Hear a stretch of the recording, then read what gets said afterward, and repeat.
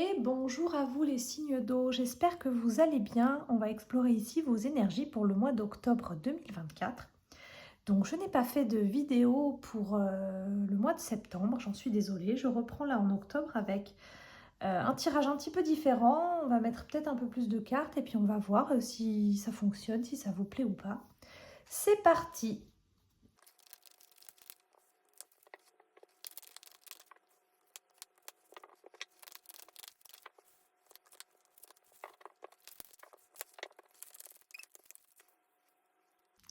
Et voilà les signes d'eau. Alors, on va aller regarder différentes choses avec toutes ces cartes.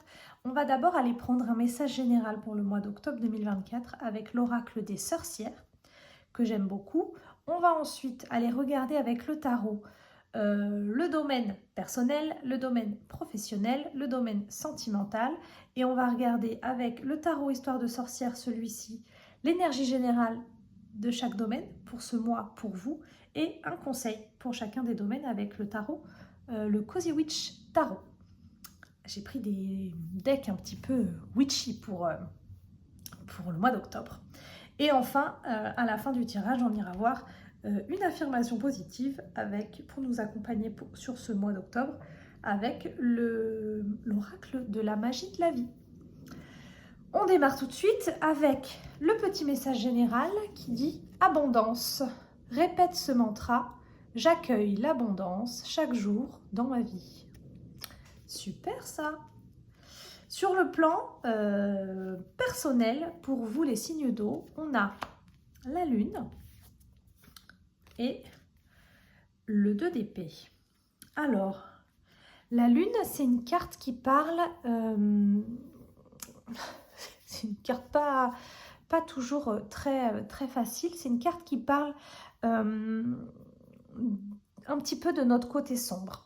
Vous savez, la lune, elle brille la nuit, elle est très changeante, donc elle peut parler un petit peu de notre côté sombre, un petit peu des ombres qui sont à l'intérieur de nous. Si vous connaissez un petit peu le concept d'ombre de Carl Gustav Jung, qui dit que dans notre personnalité, il y a des parts de nous qu'on n'accepte pas, qui sont inconscientes et qui vivent à l'intérieur de nous à l'état d'ombre. Et ça peut être des parts lumineuses ou sombres, hein, n'est-ce pas, mais qui sont cachées et que notre inconscient nous cache à nous-mêmes.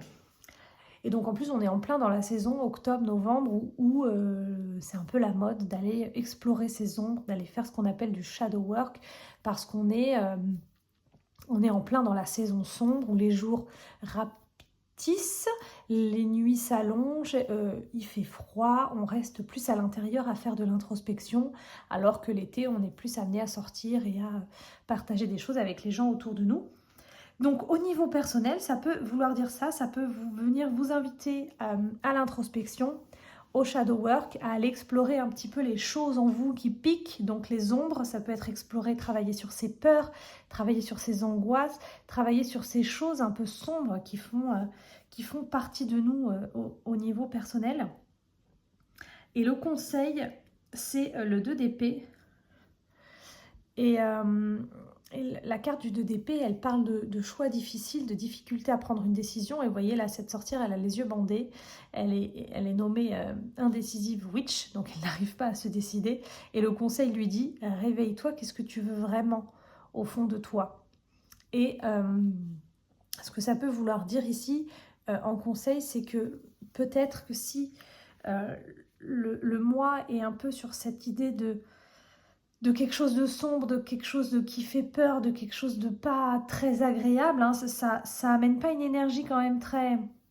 C'est pas très lumineux la carte de la lune, hein, contrairement à ce qu'on pourrait croire. C'est pas une énergie très fun et très joyeuse. La carte du 2 d'épée pourrait nous parler de poser nos limites, d'apprendre à dire non, d'apprendre à dire non, ça je veux pas, ça j'ai pas envie, et voilà, à se poser vraiment profondément la question. Là, est-ce que j'ai vraiment envie de faire ça? Là, est-ce que j'ai vraiment envie de dire oui à ça? Ou est-ce que je dis oui par complaisance? Donc ça pourrait être ça, le conseil là du 2 d'épée, c'est de poser ses limites et pourquoi pas de dire non, quand on a vraiment envie de dire non au fond et pas juste de dire oui pour faire plaisir aux autres en face. Je ne sais pas si ça vous parle. Sur le plan professionnel, les signes d'eau, on a un as de bâton et on a un roi de bâton en conseil. Ah, sur le plan professionnel, par contre, ça marche pas mal, les signes d'eau. L'as de bâton, c'est vraiment la carte de la créativité, la carte de la passion. C'est une nouvelle idée brillante qui nous consume de l'intérieur et qui dit « j'ai envie de faire ça ». Alors, je pense à vous, les entrepreneurs, surtout avec cette carte, parce que ça annonce une belle énergie de nouveauté, une belle énergie d'une nouvelle idée, d'un nouvel élan qui va vous pousser de l'intérieur et vous donner des ailes pour accomplir des choses. Donc,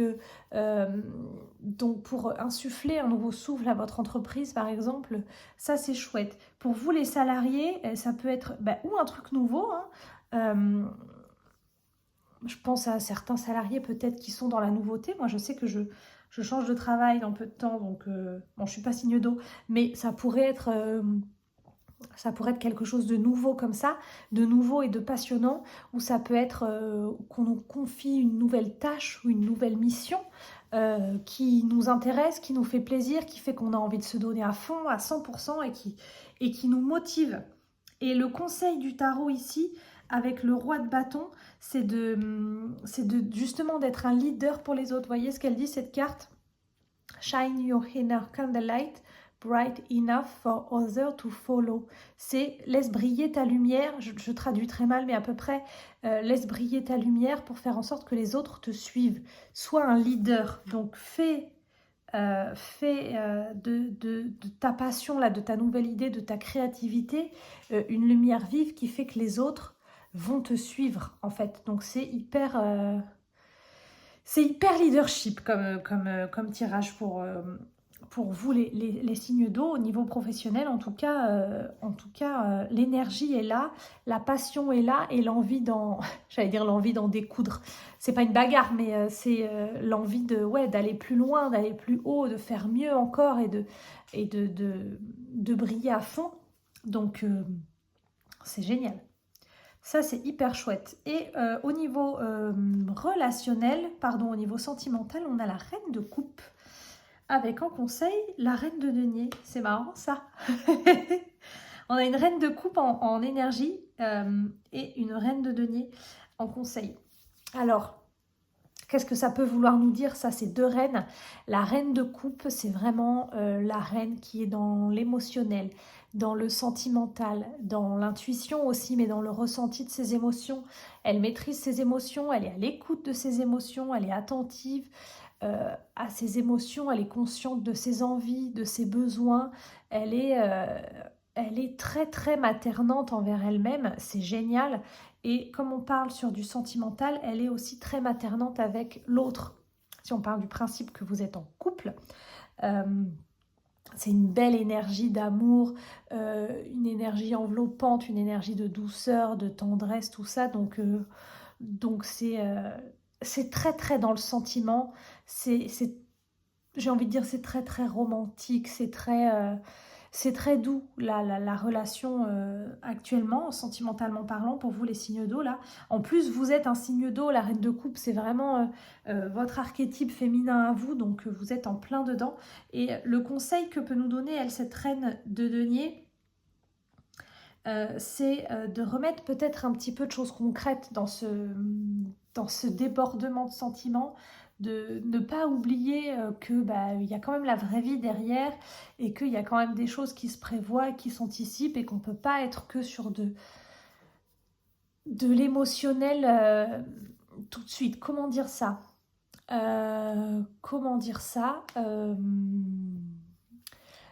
Parfois, être à l'écoute de ses envies ou de ses besoins, c'est très bien.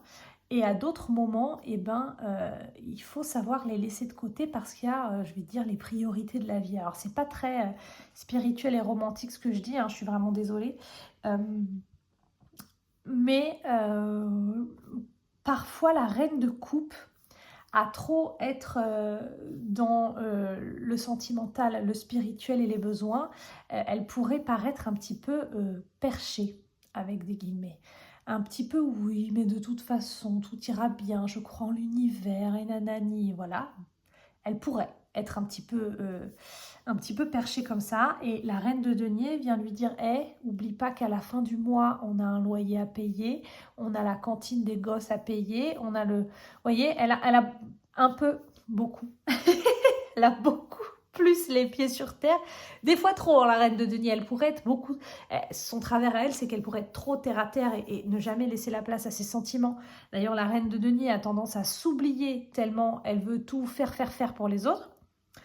À l'inverse, où la reine de coupe, elle se met vraiment en priorité et elle pourrait, pas par méchanceté ou par égoïsme, mais elle pourrait, par perchitude, je trouve pas le mot qui convient, mais elle pourrait un petit peu délaisser certaines choses qui pourraient être considérées comme importantes à faire dans le concret parce que elle est en train de marcher parmi les fleurs ou voilà et puis oublier d'aller chercher ses enfants à l'école parce qu'elle est dans son truc par exemple. Ça pourrait être un exemple concret et voilà.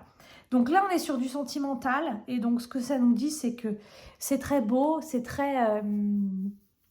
une belle énergie sentimentale là pour vous les signes d'eau ce mois d'octobre, très dans les sentiments, les émotions. C'est peut-être le moment justement de parler à votre autre, s'il y a besoin de parler de sentiments, tout ça, c'est assez réceptif. Mais n'oubliez pas de rester aussi concret. Peut-être que l'autre n'est pas aussi coupé, aussi haut et aussi ouvert à tout ça. Et peut-être que pour pouvoir lui dire ce que vous ressentez vraiment, il faudra mettre ou faire des choses plus concrètes. Par exemple, je sais qu'il y a des gens, qui ont besoin pour qu'on sache, pour savoir qu'on les aime, qui ont besoin qu'on leur dise des mots d'amour, et il y a d'autres qui ont besoin de voir des actes. Là, la reine de denier, elle nous dit, c'est bien beau les belles paroles et les belles promesses, mais il faut des actes pour prouver ce que vous dites et pour prouver, entre guillemets, votre amour.